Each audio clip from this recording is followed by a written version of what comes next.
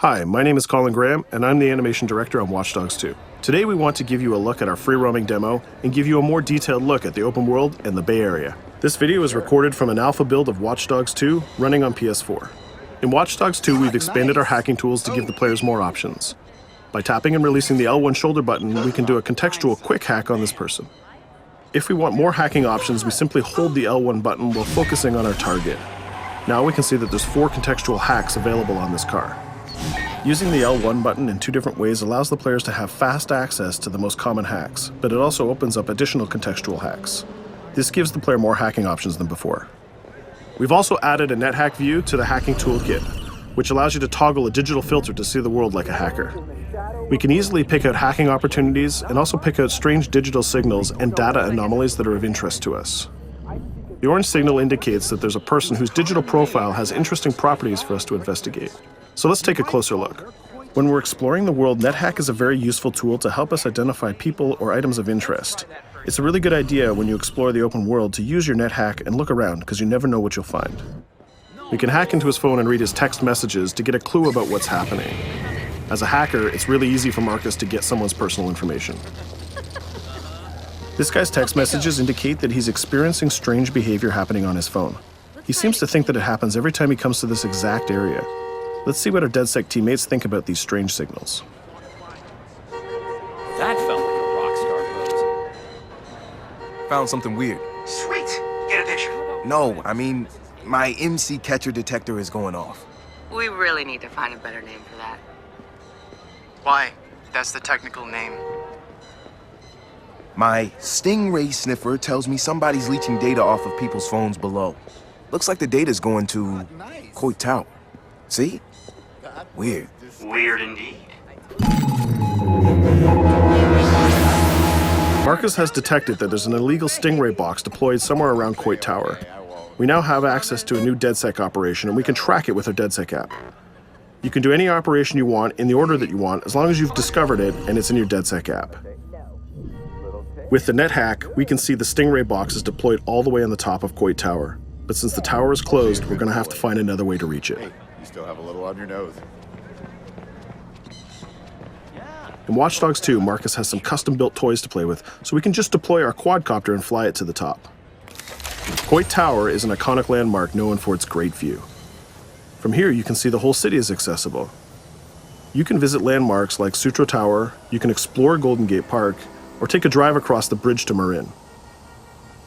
You can sail the bay on a sailboat, or you can visit Alcatraz, or maybe take a selfie with the sea lions on Pier 39. You can also travel across the Bay Bridge to Oakland, or take the freeway south to Silicon Valley. You can also take your time and explore San Francisco's diverse neighborhoods like Chinatown, Castro, or even the Tenderloin.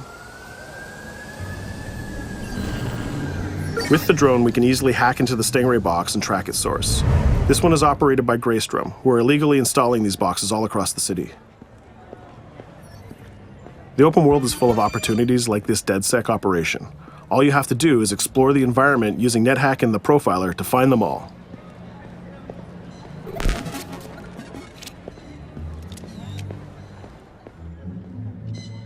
There we go. This one has a breadcrumb trail I can follow. Nice. Where's it go? Looks like Greystrom set up a warehouse out by the piers. You wanna bet I can find some shady shit in there? Definitely some shady shit in there. We can open our smartphone and select the DedSec app to track this operation. We use the DedSec app to manage all of our activities in Watch Dogs. We can see the objectives on our map, and it's not very far, so we can drive there pretty quickly. The Noodle Map app can be used to locate different landmarks and areas of interest. The entire Bay Area is yours to explore from the very beginning of the game, so you don't need to unlock anything. There's also a shop on Pier 39 where we can customize Marcus's outfit, and there's some other open world activities we can check out along the way too. Let's take this car and head down to the waterfront. Cars are particularly vulnerable to a hacker like Marcus, and you can acquire a skill that allows you to simply unlock any car in the game with your phone. One of the biggest feedbacks we got from the fans after the first Watch Dogs game was about the driving. We've significantly improved the driving to make it more responsive and accessible to a wider number of players. Driving was reworked extensively with a team of experts from Ubisoft Reflections. This is a particularly important improvement because San Francisco is known for its steep hills and its tight winding streets. Of course, driving and hacking go hand in hand, and you can still hack steam pipes, traffic lights, and you can also hack individual vehicles. As you can see, it's much easier to drive through the city in Watch Dogs 2. Let's pull up here at iconic Pier 39 and take a quick look around.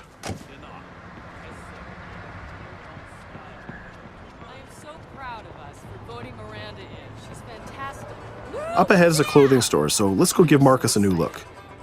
Each clothing store has the style of the people who live in that area, so as you travel around the world, you can start to build a wardrobe that's as diverse as San Francisco itself.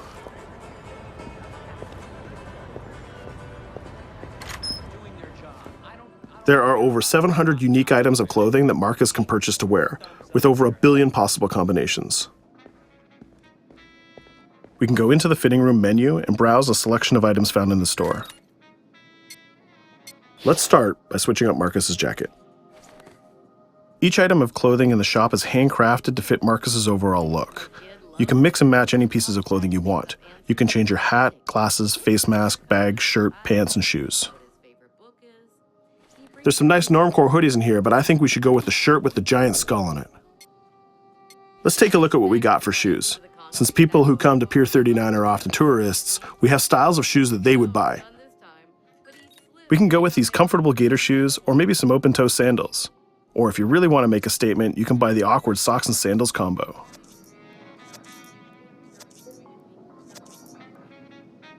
In the end, though, I think we should go with Stars and Stripes Chucks.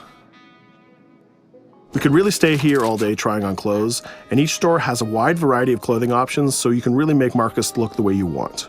From biker leather to hip-hop, from pinstripe suits to tie-dye tank tops, you can really craft the look that's unique to you. In Watch Dogs 2, you manage your activities from your smartphone. There's an app shop, a media player, the DedSec app, and a research app that allows you to develop new skills. Let's take a look in the app shop to find the ScoutX app. San Francisco is full of iconic landmarks, so as you explore the world, you'll find new ScoutX objectives in the app. Once we've installed it, we can find nearby landmarks and go check them out. When you visit San Francisco, there's so many great landmarks to visit. The ScoutX app will be like your tour guide in Watch Dogs 2. We're right near the crab statue on Pier 39, so let's go to that one right now.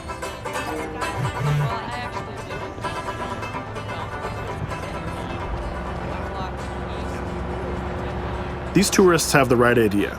We'll just pop open our phone and select our camera and take a picture of this giant crab. Let's make it a selfie and use the California Vibe filter.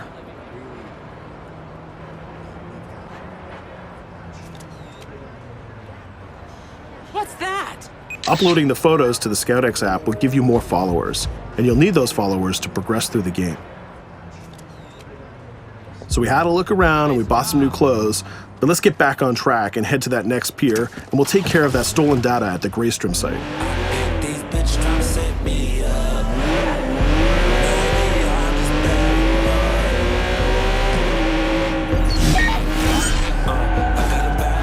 We can see the objective marker in our minimap, and it's also displayed in orange at the end of the pier.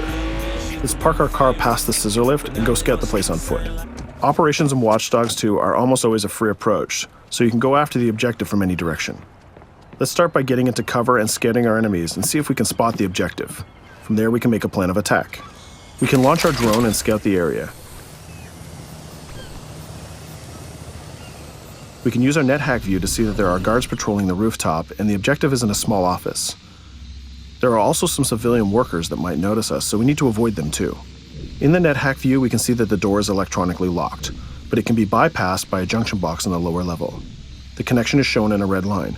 Unfortunately, that box is protected by an armed guard and an attack dog. So we'll probably have trouble if we try to sneak past the dog in person, but luckily Marcus has another toy, which is the RC jumper. This little guy is small and much harder for enemies to detect. The RC jumper is another DedSec gadget that gives Marcus a different way to approach obstacles in the layout.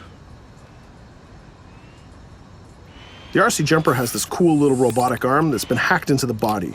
This allows him to physically interact with objects and allows Marcus to stay safely hidden. Now the junction box is unlocked and we can open the door upstairs. We can hack that scissor lift that we passed on the way in and reach the rooftop.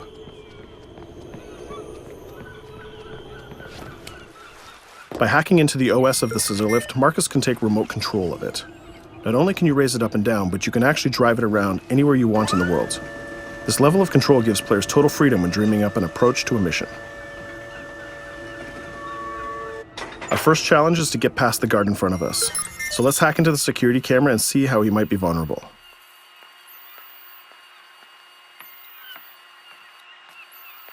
There's an industrial air conditioner unit that we can hack. We can set it to explode when the guard comes close, and we can hack it to attract the guard with a strange noise.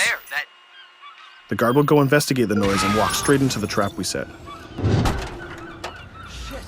Does anyone know first aid?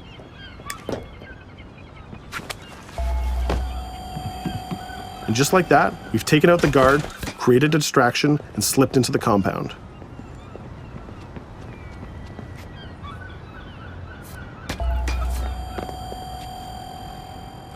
A more direct way to neutralize a guard is to use the non-lethal stun gun. Marcus has an array of non-lethal tools and techniques, and you can complete the entire game without actually killing a single enemy. Since we already unlocked this door with our RC jumper, we can just quick hack it to open it. Now we're in the room, we just need to install one of our custom DedSec boxes into this Bloom terminal, and we've completed our final objective. All that's left to do now is escape undetected. Each operation we undertake will give us more followers, and more followers will allow you to take on even bigger operations. So let's get off this pier and explore a little bit more.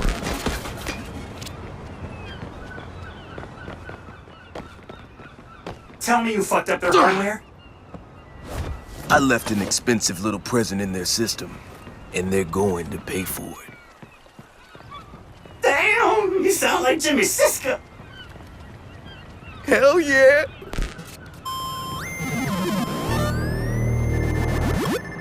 Up ahead, we'll notice there's another player hanging about. He's easy to spot because of the purple icon and the gamer tag over his head. In Watch Dogs, your game session can be seamlessly merged, and you will often encounter other players exploring the world just like you. This guy looks really friendly. We have an opportunity to join up and form a co-op party, so let's send him an invite.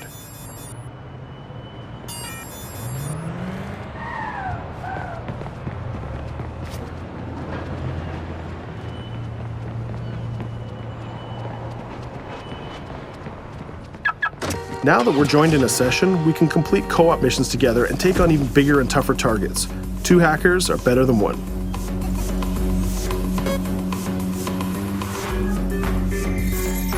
We're going to head across the bay to Prescott, which is in North Oakland, to infiltrate a gang lair. We can get there by driving across the Bay Bridge together.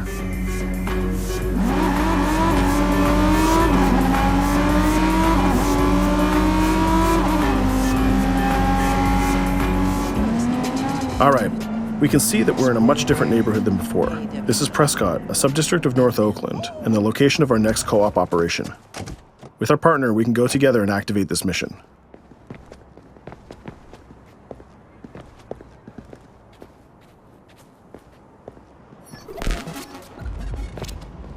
Marcus, we have operations popping up everywhere. Some of them are 2 hacker jobs. Where you need me? Sending you the coordinates. And Marcus, it works both ways. When you need help, fire off a call and we'll send someone your way for the assist. This area is a free approach, so we can tackle it any style we want. Since we're now 2 hackers working together, we'll cover our partner from the sky and help him out with some well-timed hacks.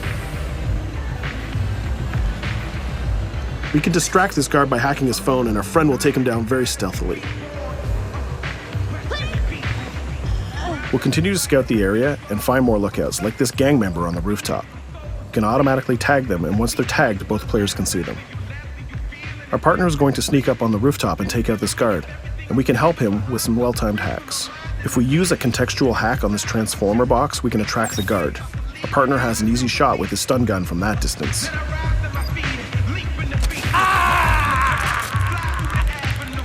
Using the NetHack view again, we can see that there's a lockbox connected by red connection lines to a room on the other side of the compound.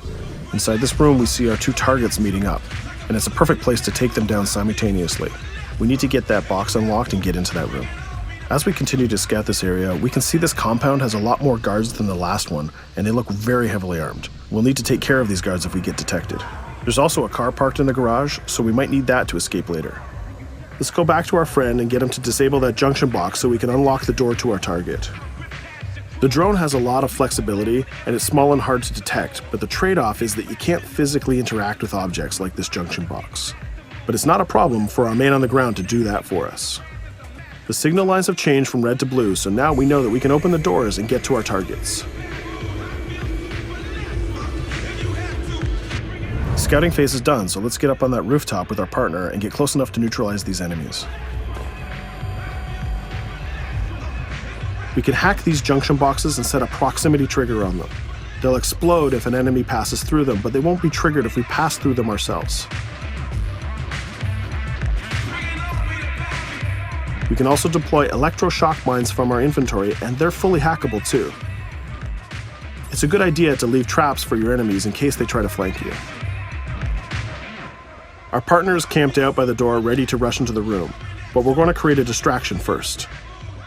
We'll get into position behind these crates, and this time we'll launch our RC jumper. Once our partner opens the door, we'll zip in and create a distraction.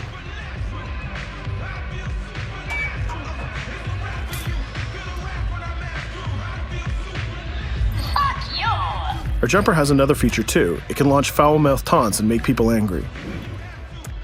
Now's our chance. The gang leaders are distracted, so let's rush the room. This guy was pretty tough, but getting a thunderball to the face will ruin his day. Now we have his cell phone and all the evidence that we need. We just need to plan a way out of here. We can switch back to our quadcopter, which is hovering where we left it, and take a look at what's going on from the sky. We can see one of the guards is rushing up the stairs to help his boss, but our partner has that door covered with his DedSec rifle. There's another guard on the ground level who's alerted to our gunfire, so let's use a contextual hack on him. We've changed his profile to make a rival gang think that he's a police informant. The rival gang will come to this compound and take care of him for us. Things are heating up, so we're gonna have to improvise a little bit. We can hack the car in the garage and reverse it away from the enemies so we can use it for our getaway. The rival gang just arrived and they've engaged in a gang war with the remaining guards. These guys aren't messing about, they're armed with grenades and body armor. We'll take some higher ground and use our DedSec 3D printed assault rifle to take them on. They're here somewhere. Find them! Hey, he lost us! A call! We better leave it! There's still one guard left, so we can hack his headset, which leaves him vulnerable to a takedown.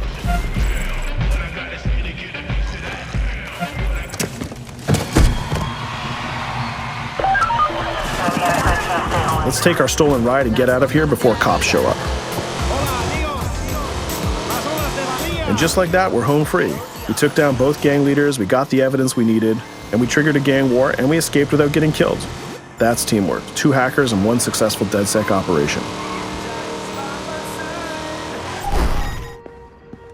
Let's take a minute to talk about a brand new multiplayer PvP event called Online Bounty. When the player commits a crime, the police will respond and pursue the player until he can escape from the police. We call that the felony system. While you're in the felony, a bounty event can occur. A bounty event allows up to 3 other online players to join the pursuit and try to kill the player for as long as the felony lasts. As the target player of the bounty, your objective is to evade the felony and the pursuing players. Rewards are given for neutralizing the hunters. And the objective of the hunters is to neutralize the target player. Bounty is a seamless PvP event that's triggered by your player style and how you interact with the police. If you are the type of player who's always in conflict with police, you'll have a higher chance of having a bounty placed on you. But if you can neutralize the hunters, you'll get additional rewards. I hope you've enjoyed our walkthrough of the open world of Watch Dogs 2, and I hope to see you online November 15th. Available November 15th, 2016. Pre-order and get the bonus Zodiac Killer mission and outfit.